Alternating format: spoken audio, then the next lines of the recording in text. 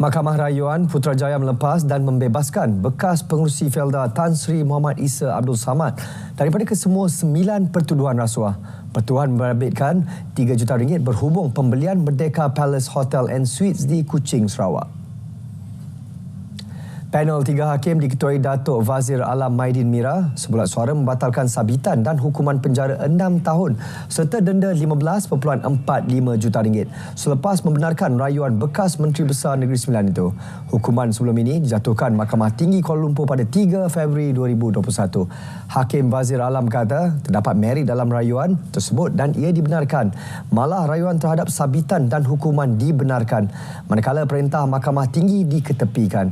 Dua lagi hakim yang turut bersidang, Datuk Ahmad Zaidi Ibrahim dan Datuk SM Komati Supiah. Isu berkenaan kad perakuan media Jabatan Penerangan Malaysia JAPAN termasuk mengenai tempoh sah lakunya sedang diteliti dan akan diumumkan penyelesaiannya dalam masa terdekat. Menteri Komunikasi Fahmi Fadil berkata JAPAN sedang memaskini dan menyelaras kembali tempoh sah laku kad perakuan media untuk semua organisasi mengikut beberapa prosedur operasi standard SOP.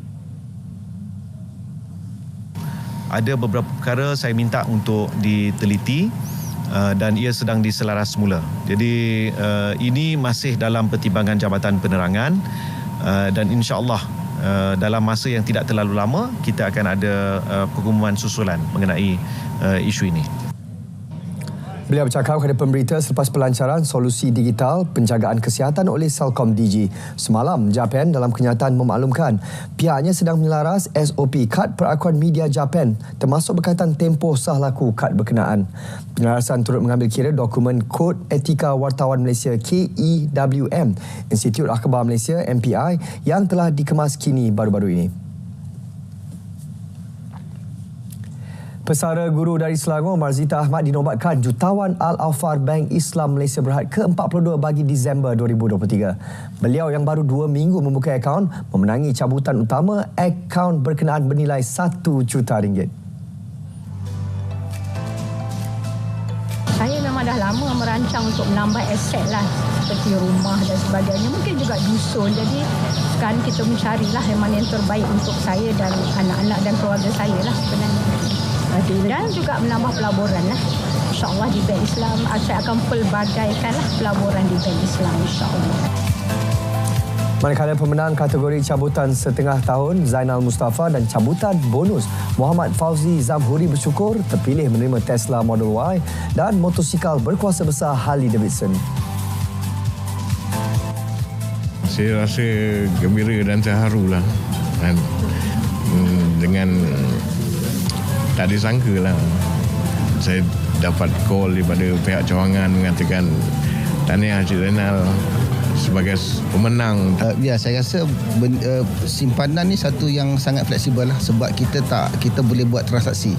Mana sambil kita sambil kita menyimpan, kita guna duit kita dan kita ada peluang untuk dapat cabutan-cabutan yang disediakan oleh Bank Islam lah. Menurut pengarah deposit dan kad Bank Islam Muhammad Nur Jab, pihaknya kini telah melakukan pembaharuan dan penambahbaikan dengan meningkatkan jumlah hadiah kepada RM18 juta dengan 15 kategori cabutan.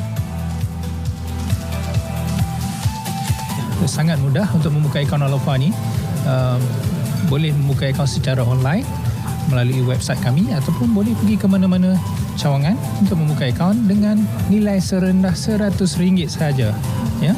Dan ia terbuka kepada semua lapisan masyarakat, tak kira sama ada Islam ataupun bukan Islam, tak kira bangsa, India, Cina, Melayu, Kadazan, semua layak untuk membuka akaun Al-Awfar.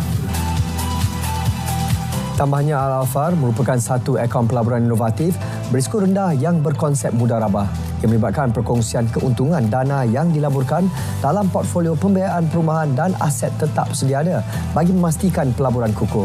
Dalam pada itu, beliau juga memaklumkan Bank Islam menerusi akaun Al-Awfar juga merekodkan saiz dana berjumlah lebih RM5 bilion menerusi 1.2 juta akaun. Kajian Sistem Saraan Perkhidmatan Awam SSPA dijangka selesai tahun hadapan bertujuan menambah baik struktur gaji, allowance serta kemudahan penjawat awam termasuk emolumen anggota polis. Timbalan Menteri Dalam Negeri Datuk Seri Dr. Samsul Anwar Nasarah berkata, kajian tersebut dibuat mengikut kesesuaian dengan mengambil kira kos sara hidup semasa. Kementerian Siasatan Menyemak, emolumen serta kemudahan anggota keselamatan, mak kuasa termasuk anggota polis bagi pastikan kebajikan mereka terpelihara. Sebagai contoh, kerajaan telah mengemaskan struktur gaji dan skim perkhidmatan polis pada tahun 2016 di bawah rasionalisasi skim perkhidmatan PDRM bagi SSM. Di bawah SSM, skor gaji anggota polis tambah baik berdasarkan parity dengan skim-skim perkhidmatan uniform lain.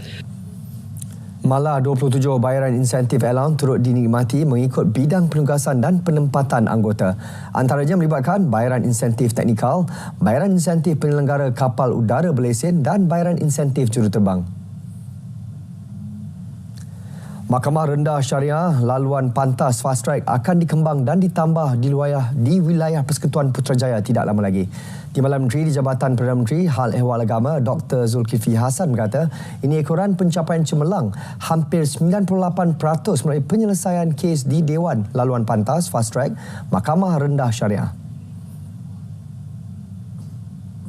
Ini merupakan satu naratif baru Mahkamah Syariah yang perlu diberikan perhatian menunjukkan imej pemerkasaan Mahkamah Syariah itu sendiri.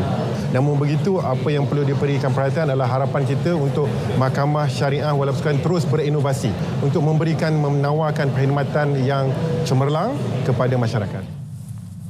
Menurutnya, selain penganjuran beberapa program yang berimpak tinggi dan berkolaborasi bersama agensi luar, menunjukkan Mahkamah Syariah Wilayah Persekutuan tidak bekerja secara terasing.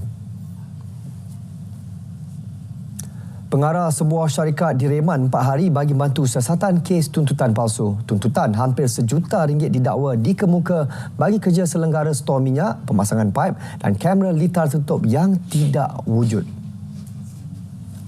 Perintah reman dikeluarkan Magistrate Irza Zulaikha Rohanuddin di Mahkamah Magistrate Putrajaya pagi tadi. Suspek yang berusia sekitar 50-an itu ditahan semalam ketika hadir memberi keterangan di Ibu Pejabat SPRM. Kesalahan didakwa dilakukan pada tahun 2021. Pengarah keadaan bahagian operasi khas SPRM Datuk Azmi Kamaruzzaman yang dihubungi mengesahkan tangkapan. Kes disiasat mengikut Seksyen 18 Akta SPRM 2009.